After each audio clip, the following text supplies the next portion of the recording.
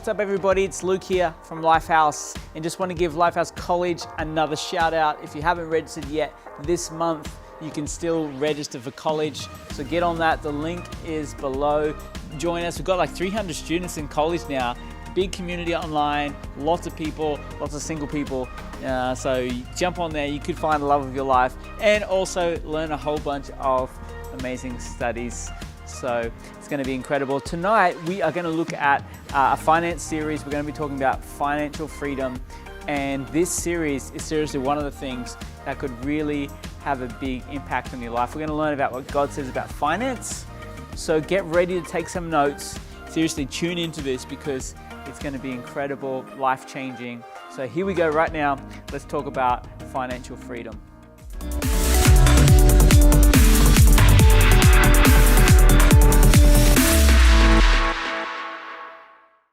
Well, hey everybody, and welcome to 7 Steps to Financial Freedom.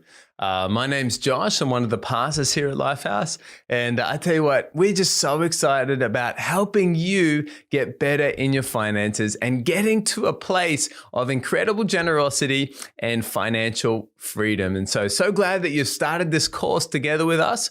Now we're going to spend the next 8 sessions together, and I believe these sessions are some of the things that you're going to look back on in your life as a pivotal moment in your finances, in the way that you think about money, and in fact, in the way that you live your life. And so we're going to kick things off today with an introduction to 7 steps to financial freedom.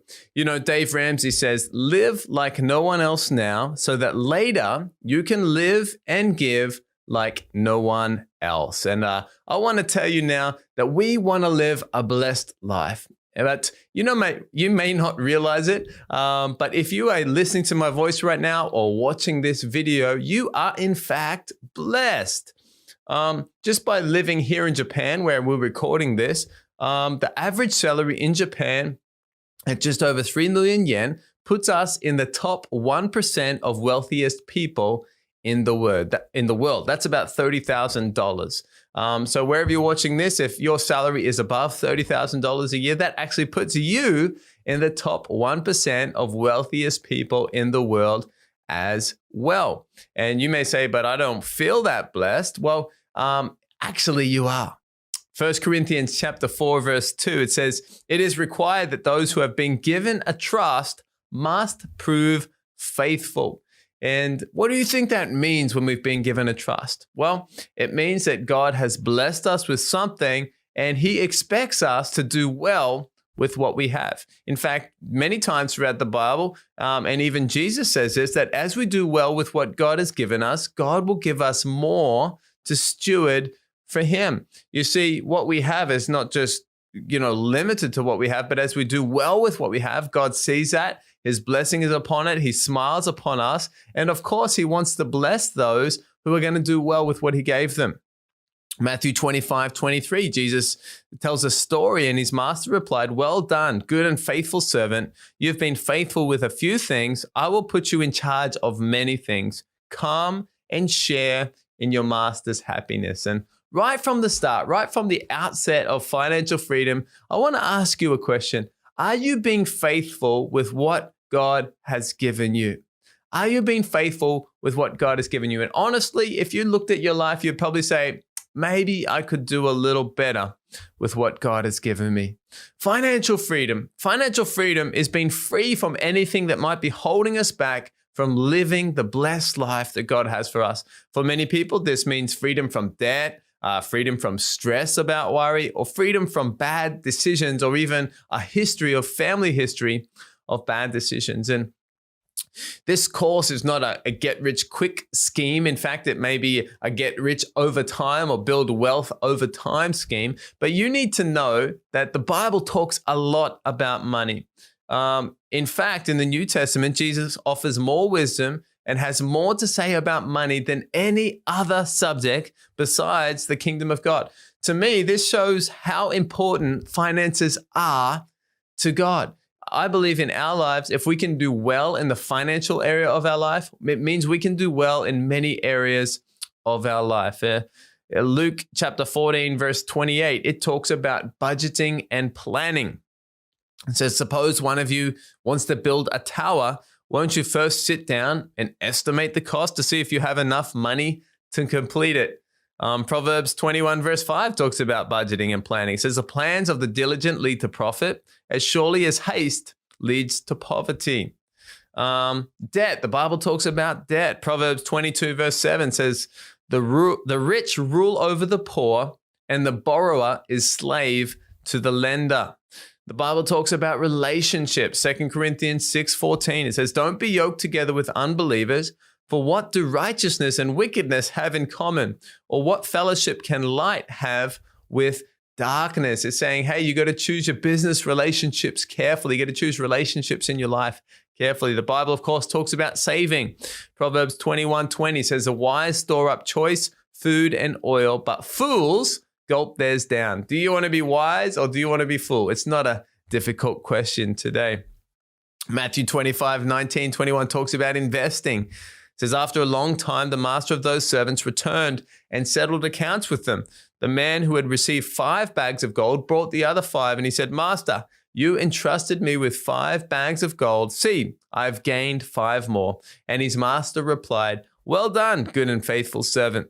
You have been faithful with a few things. I will put you in charge of many things. Come, share in your master's happiness. And so the Bible talks about that. God, money is not there just to sit for us, but we need to actually not just work for money, but we need to make that money work for us. And Jesus himself is actually talking about investing that money so that we get a return on what God has originally given us. The Bible, of course, talks about giving.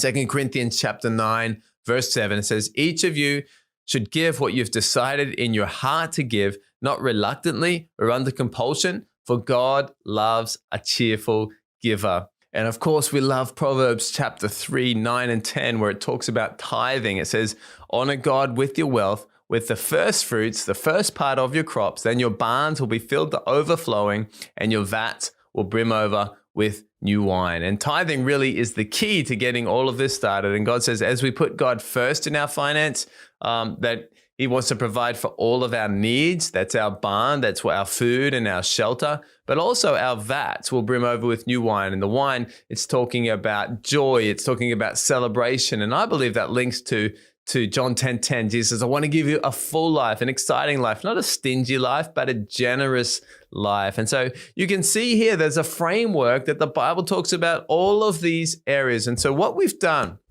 is we've condensed this down, and that this is based off Dave Ramsey's teaching, who's an amazing teacher in America, Bible teacher talking about finance and saving and investing. I recommend go and have a look at his YouTube or his podcast or any of his books. But the following steps, the 7 steps to financial freedom, are Bible-based common sense for your finances. And in the world today, we know that common sense sometimes is not so common.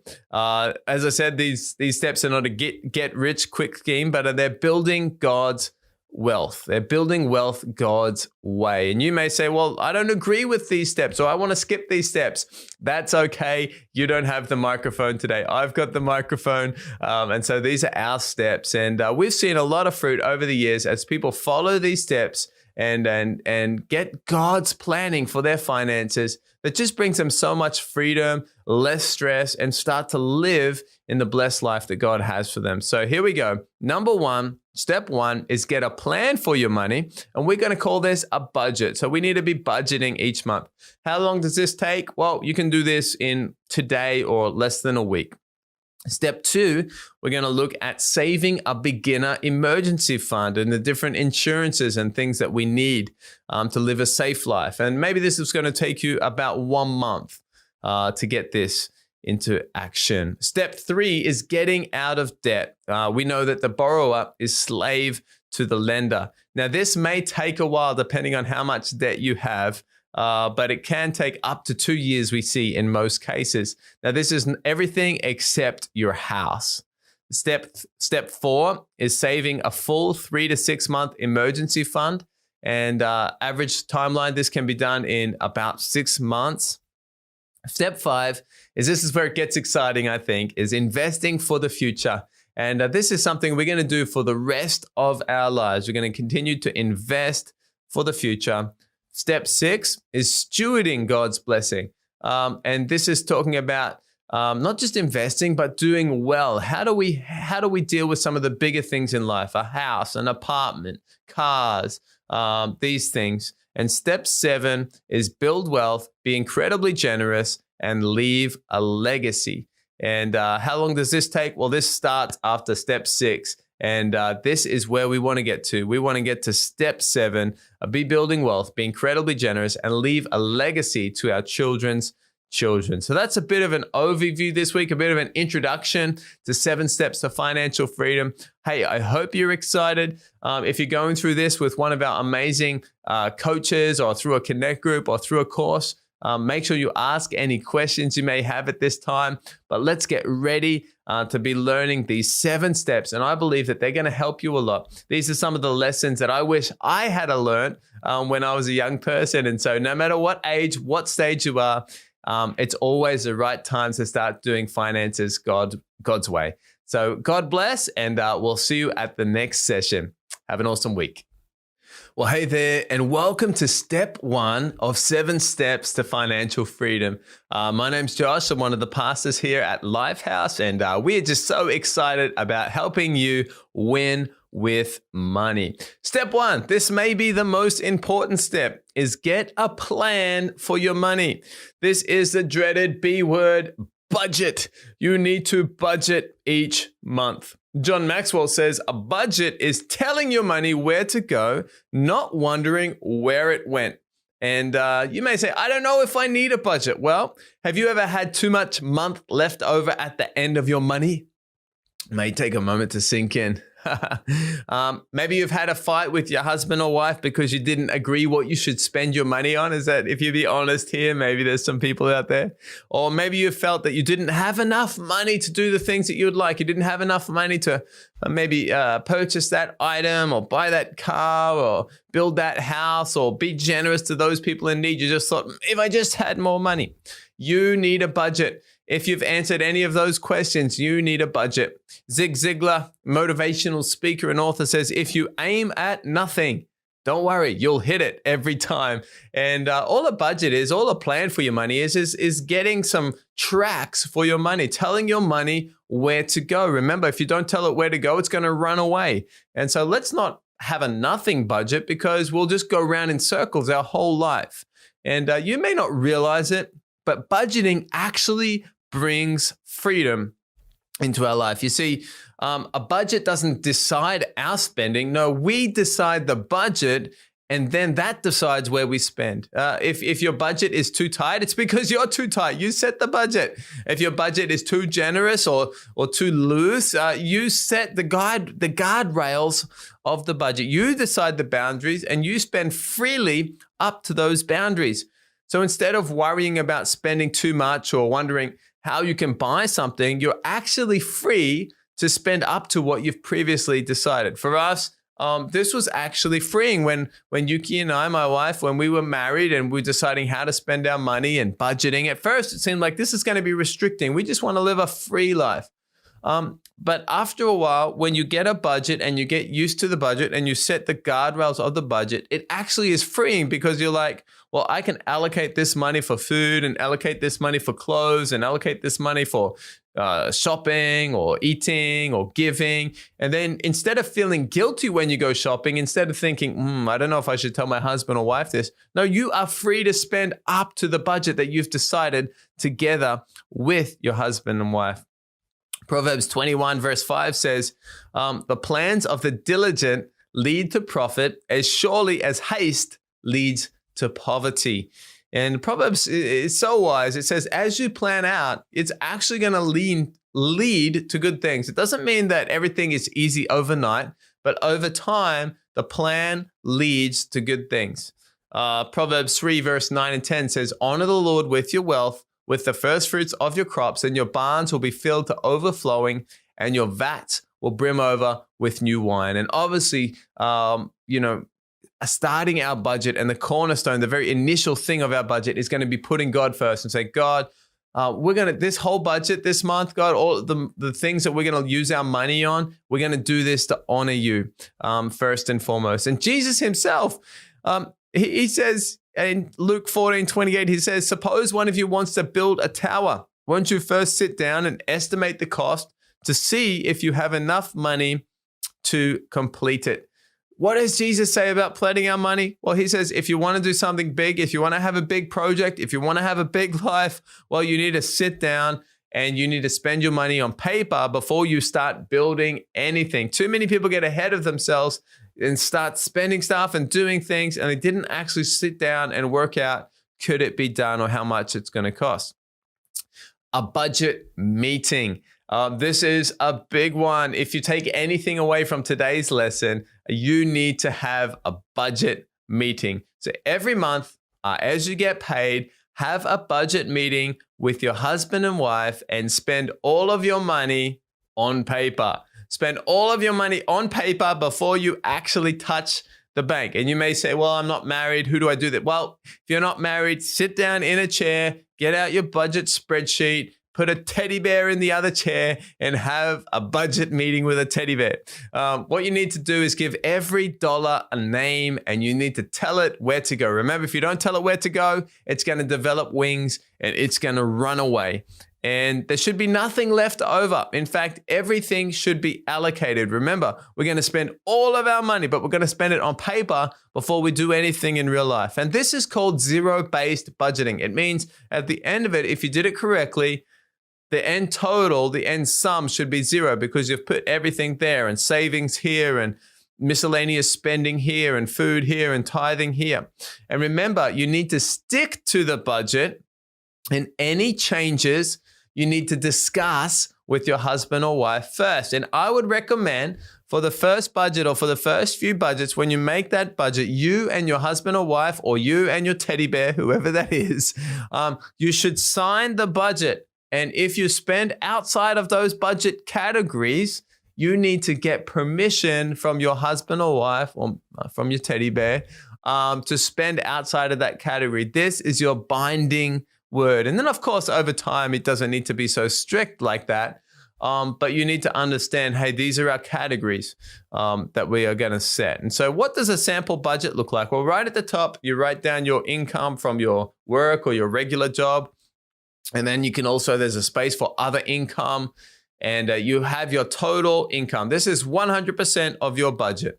Then, of course, you're going to list out some of your, let's call these overflow categories. So these are your tithes, 10%. Of course, we're going to give that to God first. We're going to do this before we spend anything else. We're going to invest. I would recommend 15% if you can. We're going to save. I would recommend 5%. This is money that we keep on hand for projects that require cash or require savings. If you got kids, we're going to give some money, maybe 5% to kids, college, investing for that. And maybe if you like, we can give some money for extra giving, 2.5% or 5% or more if you can. But this is money towards extra giving projects, maybe buying dinner for someone in need, or supporting our school, Tejas Asia in India, or maybe supporting the kids in Watoto, Africa, or needs, or typhoon victims, or earthquake victims as they come up. It's good to have some extra money on hand that we can use for giving. And so that's going to come to roughly 40% of our budget, give or take.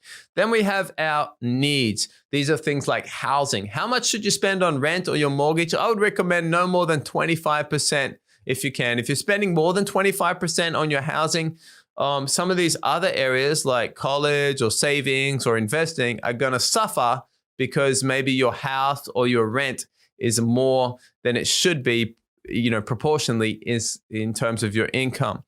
Utilities, gas, water, these types of things, maybe about 10%, depends where you live. And food, of course, maybe that's going to be 10% of your budget. Now, you may say, food, 10% of my budget. That's not enough money. And it may not be if you have a family. But most people, you don't need to spend a lot of money on food if you are buying your food at a supermarket or at a grocery store. Most people need more money for food if they're eating out all the time. Now, that's one of the biggest areas you can look at. And so that's maybe going to be about 40%. So we're up to 85%. Then, of course, we've got eating out money. I don't know how much you eat out. I used to eat out a lot. And then I realized, hang on, if I took some of that money and we saved it or invested it, that's actually quite a lot of money. And so we stopped eating out as much and got a lot healthier as well, because now we can buy great food and we can make great dinner together and have some extras and drinks and things. And it's actually a better experience for our family as well. But of course, we still do eat out sometimes as well. And then miscellaneous, maybe 2.5%. There's some things. These are extra things. We can cut these in a tough time. That's going to be about 5% our budget. And then, of course, we've got things like life insurance. Maybe that's about 2.5%. We got health insurance. Maybe that's another 5%. We got our pension.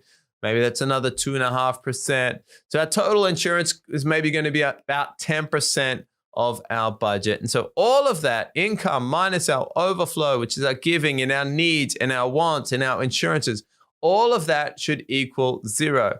Now you may say, well, those percentages don't work for me. That's fine. This is just a rough guide. The main thing is that you write down your income at the top of the page, and then in order of priority, you write down your tithing and your giving and your saving and investing and housing and utilities and food and eating out and miscellaneous and insurance, and you write all of that down. If there's money left over, well, I would recommend put it back into savings or put it back into investing or put it back into giving.